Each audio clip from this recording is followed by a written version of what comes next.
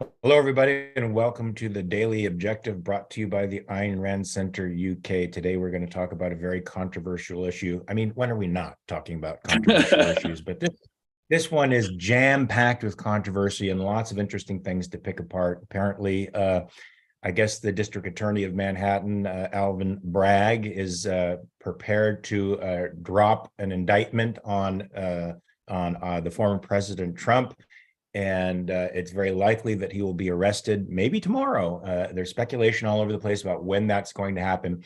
The charges are, I think, we'll get more into the depth of them if I misname them here, but they have to do with campaign money misappropriations, particularly in respect to spending money on Stormy Daniels, a one-night stand that he had in order to hush her up and keep her out of the media so that his campaign could proceed apace without any more controversy than it already had up until that point. Now with me is the great former prosecutor James Valiant, who will help us pick our way through the legal minutia, but we'll also talk about some other things. I think the intense politicization of this particular issue that makes I think the right justifiably angry when they see the law being abused in this way. And I think there is quite a bit of abuse in this way, and we'll talk about that in just a moment. James, how you doing?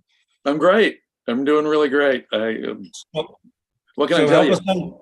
Fantastic. Help us unpack this, man. So what's going Well, on? Tell us first.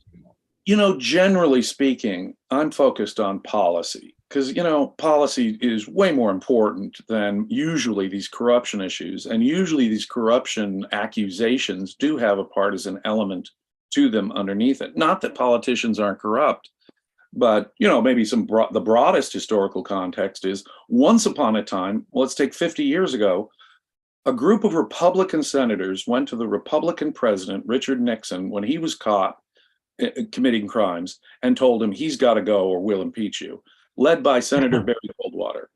And that was the last moment, I think, where there was some shred of integrity to American politicians throwing one of their own, one of the people in their party overboard, as the Republicans so unceremoniously dumped Richard Nixon 50 years ago. Since then, it has been your tribe versus my tribe, my accusations versus your accusations.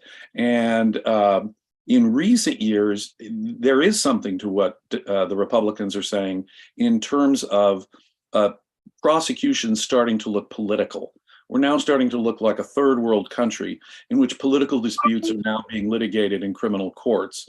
And I find that very, very, very distressing. As objectivists, we believe that laws must be objective. And that means knowing what the violation is before you do it and having a proportionate outcome for those who commit the same sort of crime. Same sort of behavior should get same sort of penalty. Otherwise, it's not objective. It's not fair. And I think there's a really good case to be made that, don't get me wrong. I have Trump is not someone I'm an advocate of. I have thought that there's corruption. There have been things that they have not investigated that I thought should have been more investigated. So this has nothing to do with my support for Trump. I didn't vote for Trump either time. I have opposed Trump consistently since he announced he was running for president. So this isn't a partisan issue for me. It is a justice issue for me. And I see that the unequal treatment of one side versus another side is becoming a real issue here. Well, let's get some concretes on that so that people understand what we're talking about. First of all, he's being charged with what precisely? Well, normally campaign law violations are handled by the Federal Election Commission. They are primarily tasked with policing campaign law violations. Now, the Department of Justice can handle willful and knowing violations as a criminal matter. But in this case, both of those agencies declined to prosecute Trump on this very matter. I think that's important. I think that's important to push out there because that lends more credence to the political nature of this prosecution. The Department of Justice already reviewed this and declined Okay, continue, Declined. because this is And you can interesting. see This gets part more. of why they declined it, because this involved in 2016 when Donald Trump was running for president, an allegation by a porn star saying we'd had an affair and he was trying to pay me off. And one of Trump's shady lawyers, a guy named Cohen, is actually testifying now saying that that's what happened. And so the local charges involve lying on financial disclosures, tax matters. Now, those are very peripheral matters. And someone like Cohen would probably never have been gone after at all in a normal campaign situation. But this is now the local DA trying to get him on local charges, mind you, and sort of bootstrap this into a felony. A grand jury is. I'm sorry? Do they have something on Cohen? Do they have something on Cohen? Because from what I Cohen pled understand, guilty. he pled guilty. Now, Yeah. now they had to pressure him into this, right? So tell me about that, because from what I understand, normally witnesses don't testify in front of grand juries, right? Normally, this is a fairly rare event that's going on with Cohen. Witnesses will testify before grand juries, but it's clear that what they did is they charged this guy in order to get him to cooperate. You know, if you give us favorable testimony, we'll get you off on the thing we charged you with. And, you know, there's a real ethical issue there. Sometimes are prosecutors simply charging someone so that they can force them to cooperate and coerce, in effect, their cooperation? And is that cooperation then credible? Because the person like Cohen is saying whatever he'll say just to get out of this. Now, mind you, Cohen has been convicted of lying under oath himself. And so their whole case depends upon a really shady lawyer who himself has been convicted of lying. And the case largely depends upon his testimony as to the relationship here. But Trump himself had previous affairs. He's been cheating on his wives and numerous wives since time began. So would Trump have paid off Stormy Daniels even if he hadn't been running for president? So there's a real question as to whether or not this payoff was even connected to the campaign. But because it happened in 2016, we say it was connected to the campaign. Does it matter if does it matter if the person uses campaign money to do it as opposed to, say, their own money? Well, the thing is that what they're saying is that paying Stormy Daniels even from his money was an in-kind campaign donation.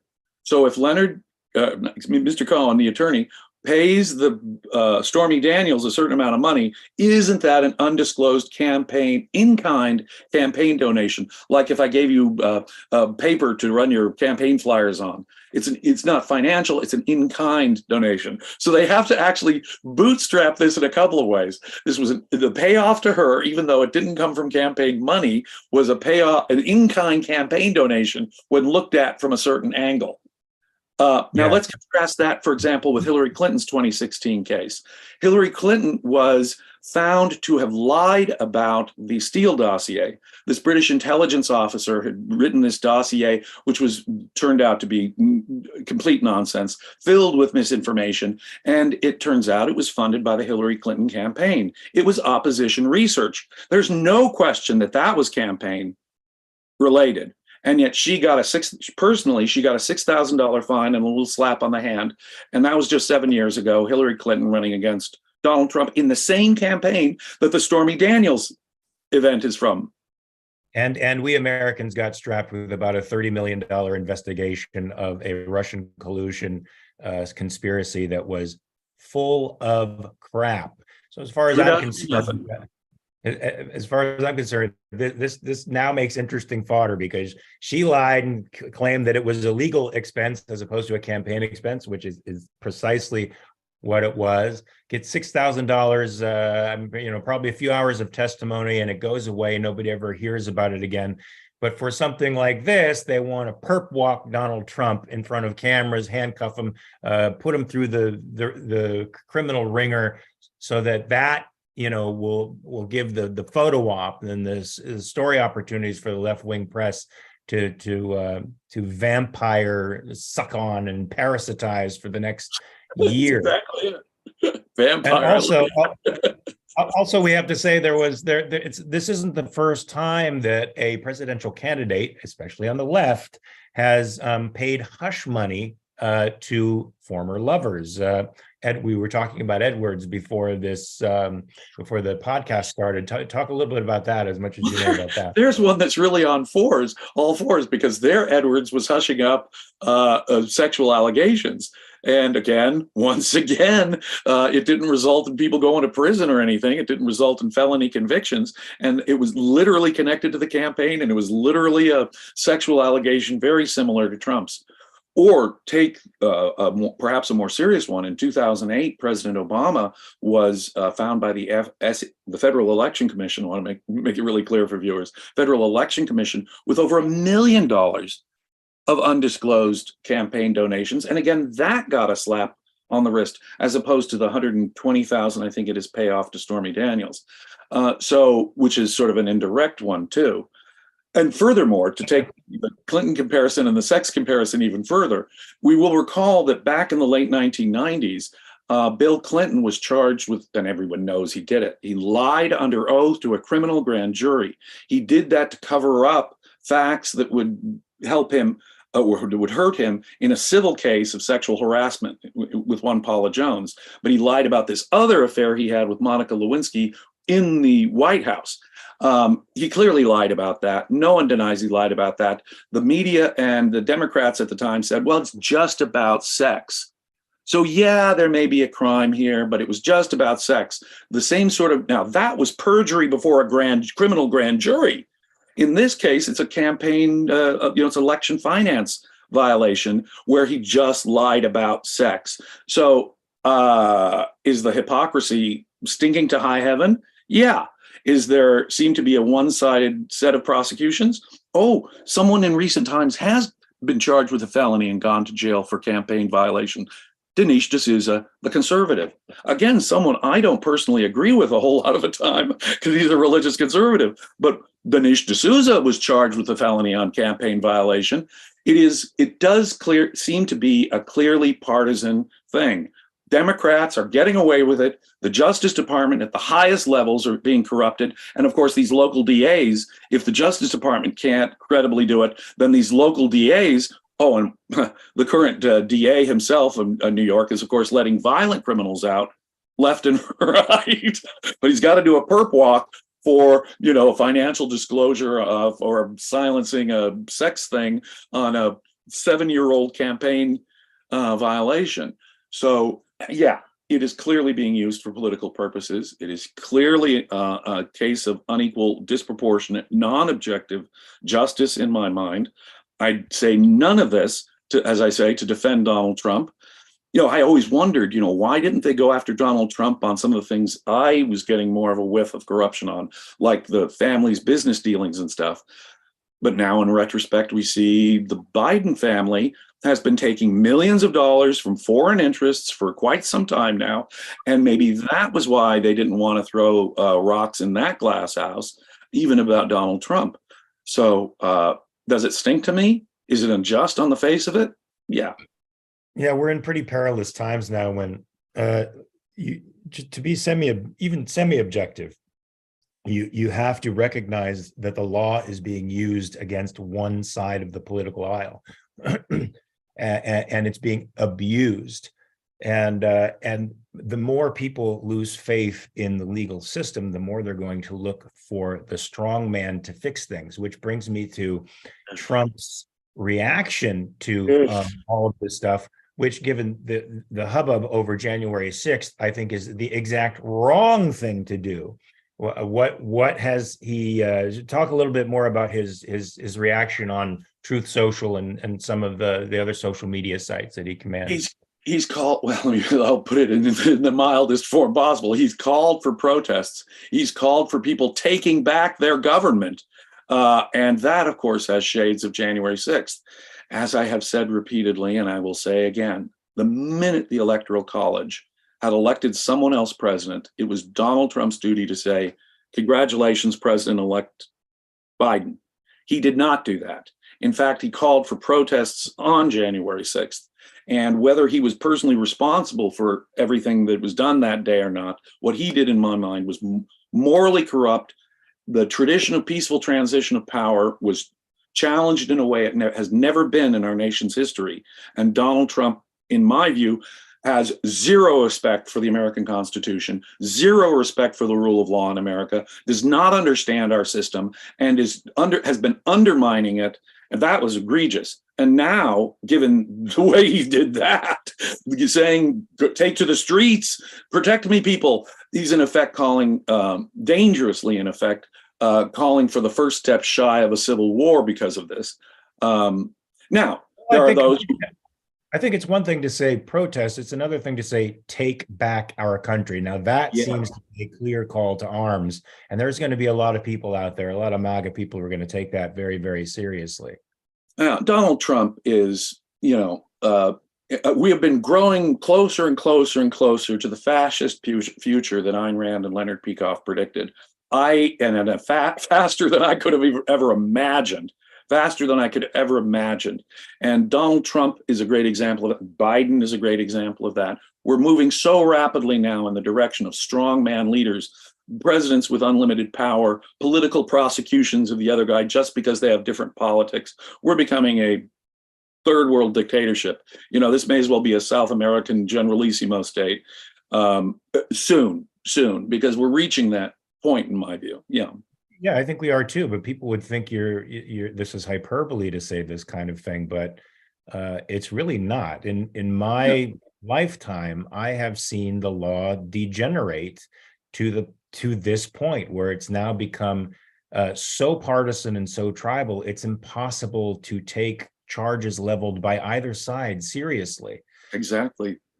And we're seeing increasingly, as you said, executive power growing stronger and stronger and stronger, further pushing out the legislature and making laws that bind us. I think one of the more recent examples is the World Health Organization now taking command of potential pandemic controls, and that whoever is signatory to this deal are bound by law to listen to whatever the World Health Organization says and to abide by their strictures, even though that contract never made it through the Senate, never made it through its proper process. Well, and I would argue hard, if the Senate does not by 2/3 approve of this, America is not on the legal hook, period, end of report. No president can by himself can put America on an international legal hook. He needs to get 2/3 of the Senate. So say our founding fathers. It is the increasing power of government that is the actual cause of increasing corruption. If the government didn't have economic favors and other special favors to give out, there wouldn't be so much corruption, so much money in politics, business coming in to try and control politicians. All of this stuff is the direct result of the government's power grab itself. Corruption is sort of the side effect. And I think it's wrong to focus all on the side effect and not on the cause, which is clearly the main issue here. If we are just still focused on this side, that it is important that we do it, we be careful that these are not political prosecutions. And it seems to me pretty straightforward that we've reached a point where, look, take the classified document scandal recently. Boy, they thought they had Trump with the classified documents, right? But then I scratch my head and I remember back to 2016 again. Hillary Clinton had thousands of classified documents, and she destroyed the evidence. And she destroyed the evidence. Private server. No on a way. Private server that we know was compromised by foreign sources.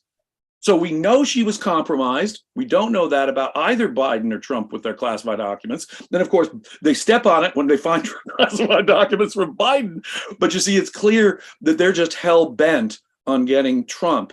And if Hillary Clinton, once more, from 2016 gets a total pass on destroying evidence, having a compromised server, and having thousands of these documents. And she wasn't even the president or vice president for whom this classified information is being delivered.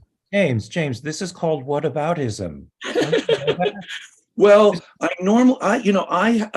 normally sympathize with the argument. Just because one guy does it doesn't make it an excuse for the other guy. 90% of the time, I'm one of those people saying, yeah, no whataboutism, thank you. No Tukok fallacy here. I agree. When the issue itself is equal justice, when the issue itself is whether or not there's a pattern of partisanship in these prosecutions, then of course that comparison is the very issue. Then it becomes the central issue. People always use whataboutism with me when I'm saying, well, yeah, this guy is committing this kind of crime here, but you let it pass on this side. So it's not even about sort of what you said, which is actually a rational sort of version of whataboutism. You're actually calling out hypocrisy, and people call that whataboutism now to dismiss the fact that they want to evade the fact that there's hypocrisy going on. I have to call out some of these super chats here. We got a few of them. Mary Aline, thank you very much, with $3. Daniel Krause, member for 6 months. Daniel, what's up? Can you talk about what Donald Trump said to his supporters if he actually gets arrested? I think we did deal with that. We think that he is fomenting a kind of revolutionary footing for his following. The potential for violence there is very great. I think the Manhattan district attorney is getting a lot of threats, and I think they're trying to make sure they buck up security there. It's a very scary situation. Both sides are responsible. If the Democrats, when they're in control of the arms of justice, are being partisan, then of course people on the Republican side are going to feel out of control, powerless. The government's against me. That'll only fuel the fire that Donald Trump. Then of course Donald Trump, he's going to come along, light a match and throw it right on there. And that's exactly what we're seeing. Donald Trump is now throwing the match right on this. And rather than saying, hey, everybody, let's cool down. Let's, look into this partisanship at the Justice Department. Instead of saying that, what he's saying is take to the streets. This is outrageous. There are people who say that this will help Donald Trump in his upcoming presidential campaign. Precisely because it's unfair, but it'll probably help him with the people who already support him on the right, and the people on the left who think he should be in jail for his policies. I literally had an argument on social media the other day with someone who was saying, well, Donald Trump, forget whether this charge is true or not. Forget whatever the other charges are true. He belongs in prison because of what he did to America with his overt policies. Wow. Yeah. No, that's just, it's insane. The point where politics will land you in prison. A political difference will land you in prison. And I think there are many Democrats out there perfectly willing to use the government to do just that. You see them on The View all the time. They are chomping at the bit to see this guy go to jail. And you see many prominent actors, producers, and directors talking about it online as if this guy should be in jail, and that fact alone will save our democracy. Sorry, folks, that fact alone will not. Crazy. In fact, it'll probably do the opposite. Regina with €3. Thank you very much, Regina. Bonnie Bertram with $2. This is a great episode to share. Thank you very much for your support. Catherine with $4.99. Thanks, Catherine. Trump has always been dangerous. I don't understand how people don't see it. Well, I think I do. I think I see why people think we need a strong man to try to correct the course of the ship. They see a deep state that controls things, that's highly partisan, that is literally crushing one side of the political aisle under its boot. And they think you need something equally powerful, equally disdainful of the law and respect for the law, who will fight as dirty as the other fella in order to win. So it's sort of an ends justify the means exactly philosophy, I think. Exactly. Catherine, I think Trump is dangerous. I think Trump's ideas are dangerous. I think his approach to politics is dangerous. I think his policies are dangerous. I think the way he goes about it is dangerous. I have to, however, say that we have to keep our heads about us. There's a natural psychological state that people get into. The enemy of my enemy is my enemy. We never want to do that. We get in bed with rotten people when we do that. The enemy of my enemy is my friend. He's my friend. Excuse. Thank you for the correction. That is the wrong kind of logic. Just because, and in this case, it's playing on both of your houses as far as I'm concerned, but merely because Donald Trump is a rotten person doesn't mean that they can cut through the Constitution and the laws and create corrupt precedent and turn our criminal justice system into a political thing. That would be even worse. That would be even worse. The same is true the other way about, it seems to me. Just because someone is, an enemy of, whatever Democrat we don't like doesn't make him our friend either, because he's, he may be a religious conservative undermining everything we believe. Don't simply cheer on something bad happening to someone you don't like. Check it out. Why is it going on? And it could be an equally bad reason than all the other things he stands for. In my view, it is plague on both your houses in this context. Indeed. Now you said something interesting about his policies that you're against him. Now, I'm particularly against just the way he has such a disrespect for the Constitution and the law of the land, and for his position as president, and uses it more for his narcissistic fulfillment than to actually be the executor of the laws of the land. But his policies seemed fairly pedestrian to me, nationalistic, of course, just a mercantilistic in a way, but not so different from the rest of the right wing. What about this guy inflames the left so much? I mean, is it because, unlike so many folks on the right who sort of roll up into the turtle position and don't really fight back, and make concessions to the left and right, is it the fact that this guy fights back and does so in sort of a brutal, unsophisticated fashion that has made them mad? Is it because he beat Hillary and that people feel that, the love affair that American people they thought had with their policies, their ideas, wasn't true, and they threw a 4.5 year fit? What's going on with this guy in particular? Well, in one way, I think it was rational fear, because he did dramatically, from their perspective, I mean, he did put the people on the Supreme Court who changed Roe versus Wade. His conservative appointments to the court did more radical difference to our constitutional law than any other recent appointments to the Supreme Court. So they were right, in a sense, to fear him on certain substantive issues from their perspective, for sure. On the other hand, I think it was also an emotional thing, a purely emotional thing. He was dangerous. He insulted. He was doing what the Democrats had perfected: demonize, not focus on policies or ideas. The Democrats for decades have been effectively just simply demonizing their opponents as monsters, Hitlers, bad, evil, wicked people. Normally, when I have a political debate, it's really interesting. The Democrat will say, oh, the guy's evil, he's primordial, he's a knuckle dragging, whatever. It's a personal attack. Donald Trump picked up their method of nasty personal attack. And he started attacking his own Republican foes from the outset, Lion Tom Cruise and whatever other nicknames he gave to everybody. He was using that same demonizing attack that the Democrats had so perfected over the decades, and he was stealing their method. So in a sense, I think they were afraid of him. Profoundly. He was appealing to people in the same sort of way they were. He was invading their turf, only on the other side. But as I say, there were substantive reasons to fear him as well.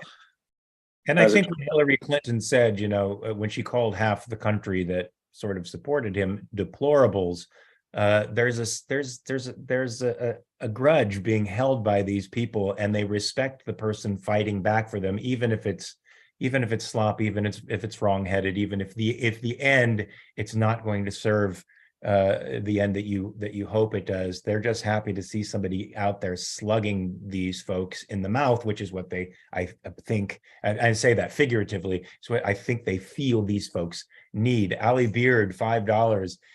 So is he getting arrested or what? Sorry, came into this late. I'm a bit confused if anything is going to happen tomorrow. This is all convoluted to me. Well, it's all convoluted to all of us as well. And we're not sure. Yeah, we're not sure that he's going to be arrested. 23-member grand jury, 12 of whom have to vote to indict. The proceedings of a grand jury are by law secret, so we don't get to know what's going on in there, although there have been so many leaks about what's going on in there. Now, Donald Trump said he's going to get arrested tomorrow, and that's a big signal. That means his lawyers have basically been signaled it could come anytime starting on Tuesday. Also, don't you think it's a New York grand jury too? Do you think anybody in New York likes Trump anymore? No, I think his odds are pretty slim on not getting indicted. It may not come tomorrow, but it may come later this week. But look, the Secret Service is already getting the barricades out in front of the courthouse in New York. So I think everyone's kind of preparing for this to happen. If I was a betting man, I would say Donald Trump gets arrested tomorrow, or if not later this week. So Phil, with 5 pounds, when was the last time, I guess, the president took their oath of office seriously? Now, that's a very good question. I would say Grover Cleveland. Grover was a pretty decent president. Was He a really pretty was, he you took know. his constitutional limits fairly seriously, or I might stretch it and say a Calvin Coolidge. Calvin Coolidge, but But that was about it, folks. that's about it. That's over 100 for over 100 years.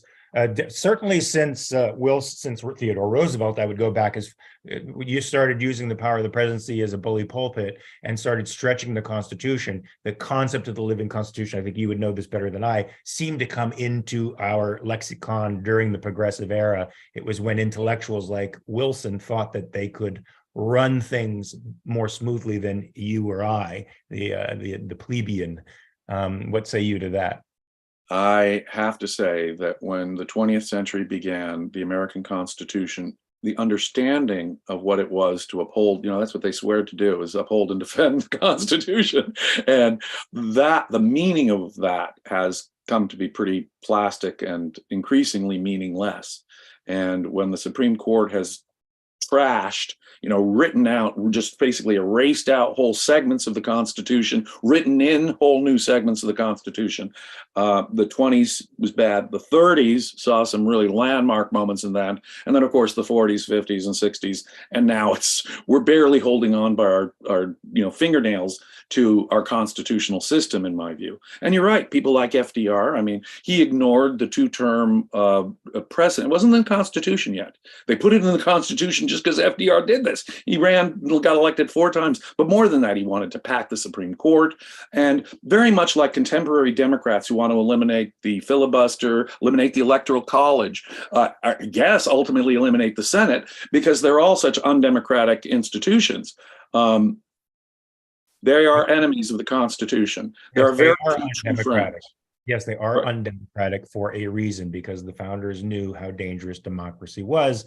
And Absolutely. I think we're seeing it now in the politicization of everything. Democracies, folks, in a democracy, everything is political. And that is a frightening, frightening world to live in. You don't want to live in that world. Mary Lee, with $2. So what can we do about the political situation? Now, that is a massive question that I think can't be answered directly, in that I don't personally think you can necessarily affect change through the political process. It has to be an intellectual and philosophical revolution that happens first. What say you?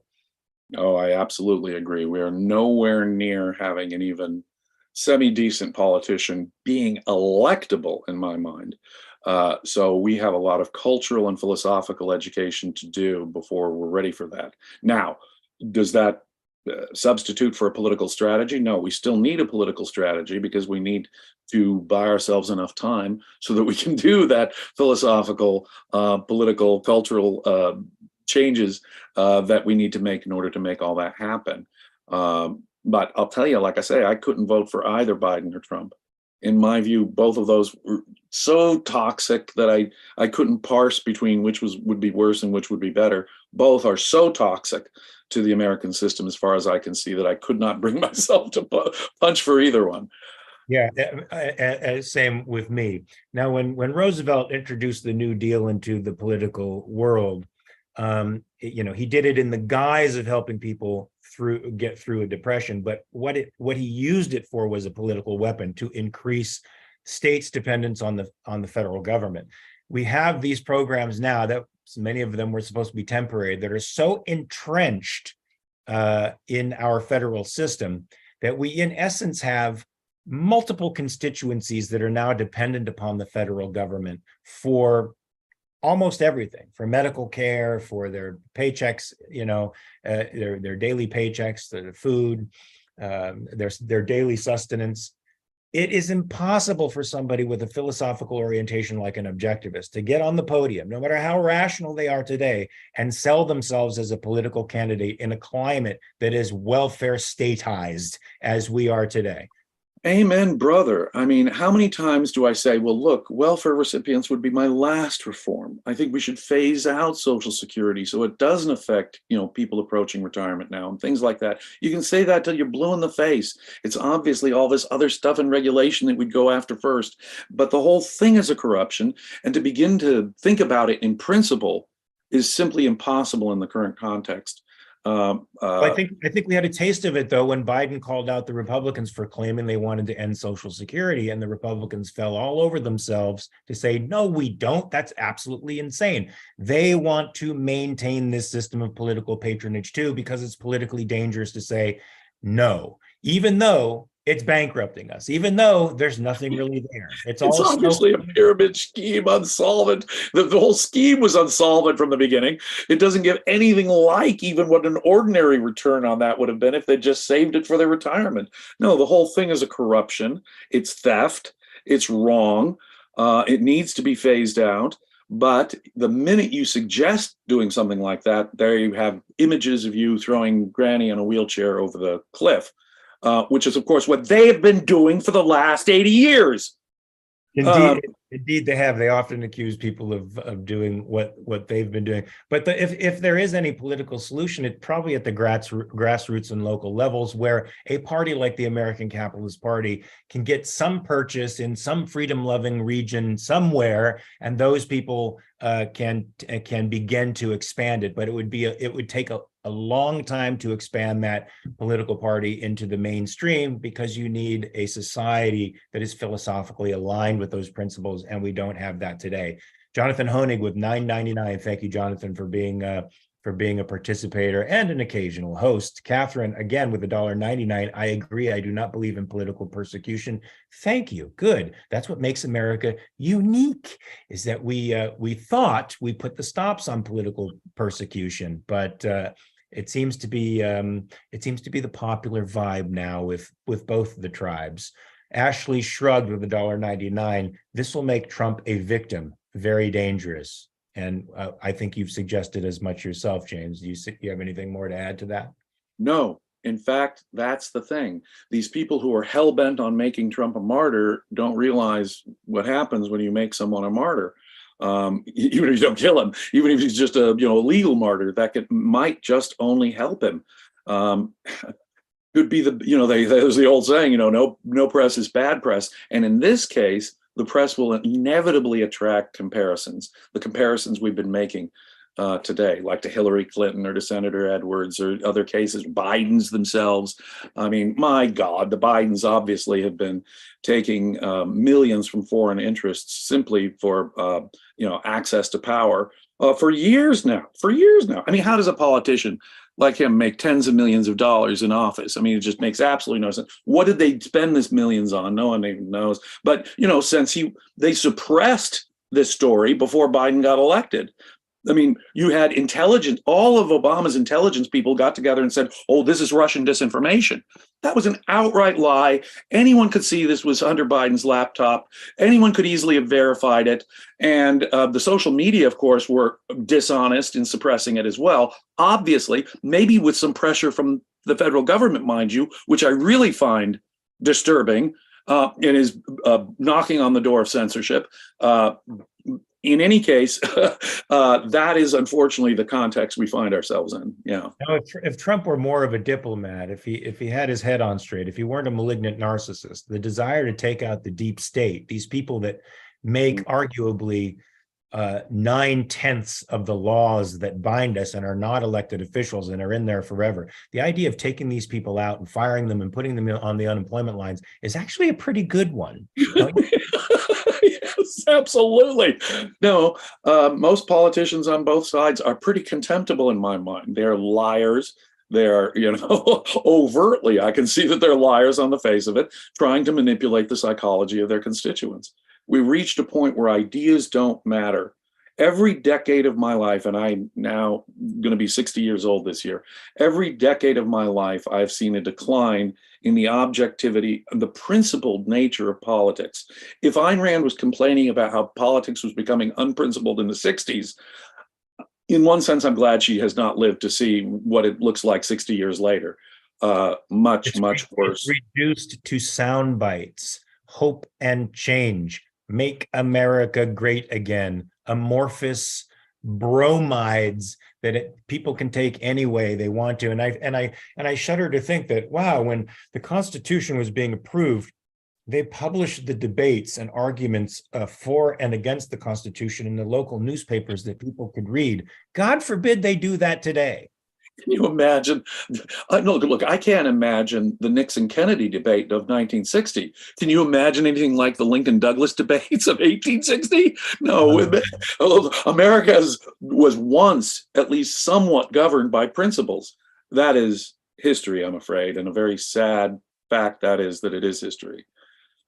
Yes, unfortunately, we are in dark times. I think you're right. We are at that space that Peikoff feared.